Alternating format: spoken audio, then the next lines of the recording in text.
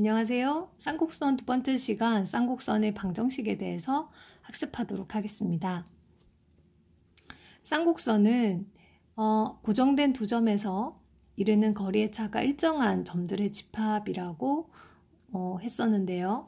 그렇다면 그 쌍곡선을 좌표평면 위에 올려두었을 때 방정식이 어떻게 되는지를 지금부터 공부해 보도록 하겠습니다. 쌍곡선에서 고정된 두 개의 점이 있었죠. 이 두 점을 초점이라고 하는데요. 초점은 F'라고 이름을 붙이고 이 두 초점을 지나도록 X축을 그리고 두 초점의 중점을 지나도록 Y축을 그립니다. 그러면 이때 거리의 차가 2a인 쌍곡선의 방정식에 대해서 우리 살펴보도록 하겠습니다. 초점이 X축 위에 있기 때문에 좌표는 C, 0, 그 다음에 반대편에 있는 초점은 마이너스 C, 0이 되겠죠. 그렇다면 거리의 차가 2a가 되게 쌍곡선을 그리게 되면 이와 같은 형태가 그려졌습니다. 그러면 이 쌍곡선 위에 있는 점 P, X, Y라고 두었을 때 이 X, Y 사이에 어떤 관계식이 있는가가 바로 방정식인데요. 결론부터 얘기하자면 X제곱 나누기 네모 마이너스 Y제곱 나누기 네모는 1이라는 형태를 가지게 됩니다. 그러면 이 첫 번째 네모에는 누가 들어가냐면 바로 A제곱이라는 값이 들어가게 됩니다. 이때 A는 거리의 차를 2A라고 두었을 때 이 A가 여기에 들어가게 되고 두 번째 네모 안에 들어가는 건 B제곱이 됩니다. 거리의 차가 2A라는 것과 초점이 C라는 것만 있는데 도대체 B는 어디에서 온 것일까요? B는 직접 계산해서 얻어지는 값인데요.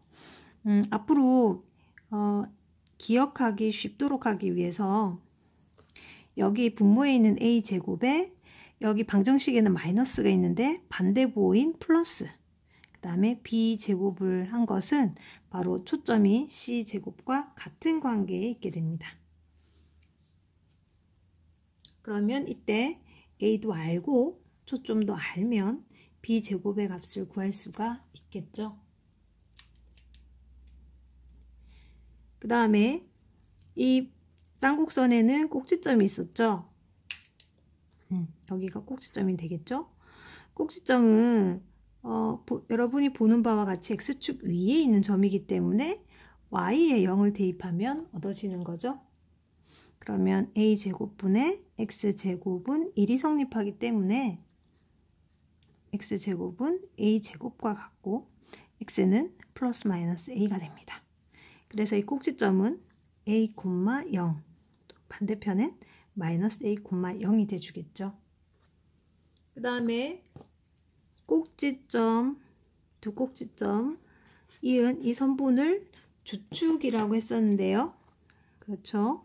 네, 이 주축의 길이는 얼마인가요? 그렇죠. A에서 마이너스 A까지의 거리니까 2A가 되겠죠. 그러고 보니 주축의 길이는 무엇과 같죠? 맞습니다. 거리의 차와 동일한 값을 가지게 됩니다. 자, 그러면 우리 구체적인 예를 통해서 적용을 시켜보도록 할게요. 우리 밥 교재에 있는 개념 콕콕의 79번에서 가로 1번을 보도록 하겠습니다. 초점이 5,0이고 나머지 초점이 마이너스 5,0인데 그때 거리의 차가 8인 쌍곡선의 방정식을 구해보자고 했습니다. 그렇다면 여기서 거리의 차가 8이라고 했는데 쌍곡선의 방정식에서 거리의 차를 우리 2a라고 두고 식이 찾아졌었죠. 그러면 2a가 8이라는 말은 a가 얼마란 얘기일까요? 네, 4인 거죠. 그래서 x제곱 나누기 이 분모에는 a제곱이 들어갔었죠. 그래서 4, 4, 16이라는 값이 들어가고 마이너스 y제곱 나누기 이 두 번째 분모에는 무엇이 들어갔냐면 그렇죠. b제곱이라는 값이 들어갔었죠. 자, b제곱이라는 값은 여기 x제곱을 나누었던 a제곱 더하기 b제곱을 해서 초점의 제곱이 나와야 되는 관계였죠. 그러면 a제곱의 값은 방금 구한 것과 같이 16이 되고 초점의 제곱은 25가 되겠죠. 따라서 b제곱은 9인 걸 우리가 알 수 있습니다. 그렇다면 여기에 9가 대입이 되면 되겠죠. 그렇다면 그것은 1이라고 두면 바로 우리가 구하고자 하는 쌍곡선의 방정식이 됩니다. 그렇다면 그래프를 그려볼까요? 자, X축, 그 다음에 Y축,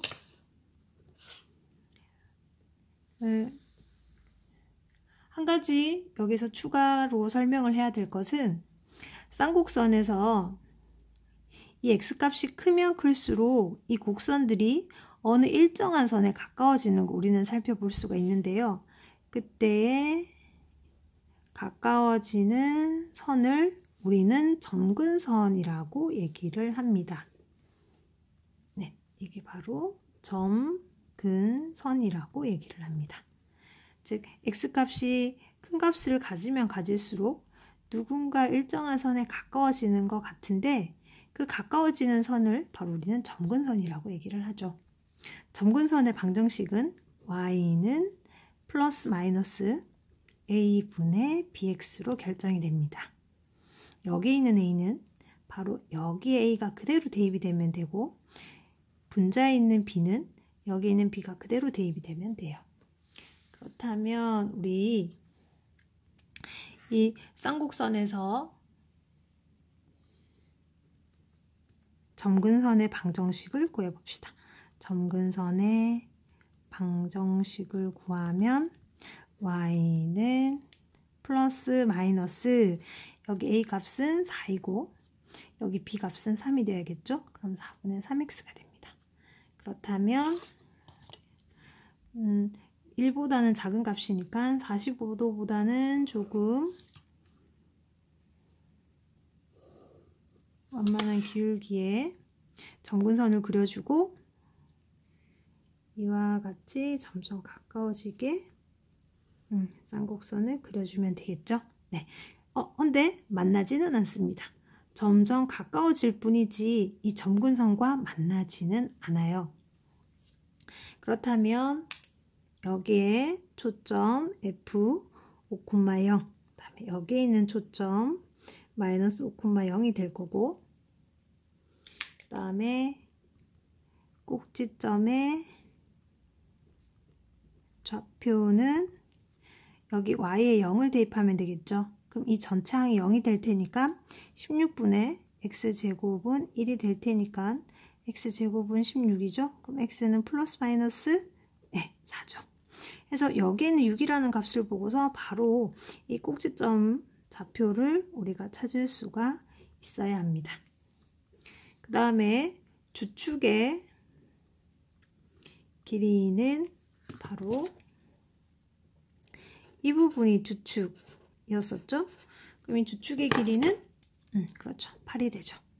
그 다음에 확인을 해야 되는 건 주축의 길이가 이미 문제에서 주어졌던 거리의 차와 값이 같다는 거를 우리가 알고 있어야 합니다.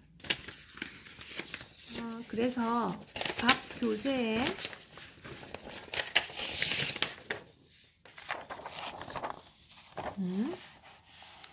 여기에 보면 거리의 차가 8인 쌍곡선의 방정식을 구하라고 제시가 되기도 하지만 81번에 주축의 길이가 4라고 해도 주축의 길이가 4라는 건 거리의 차가 4라는 말과 동일하고, 그 다음에 82번을 보게 되면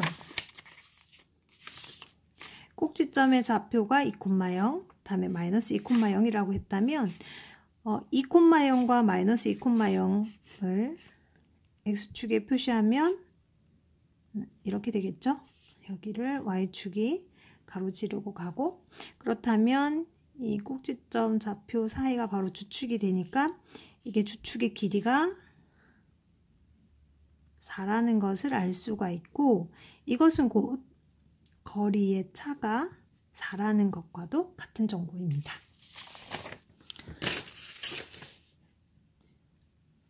그렇다면 여기까지가 기본적인 쌍곡선의 방정식에 대한 설명이었습니다.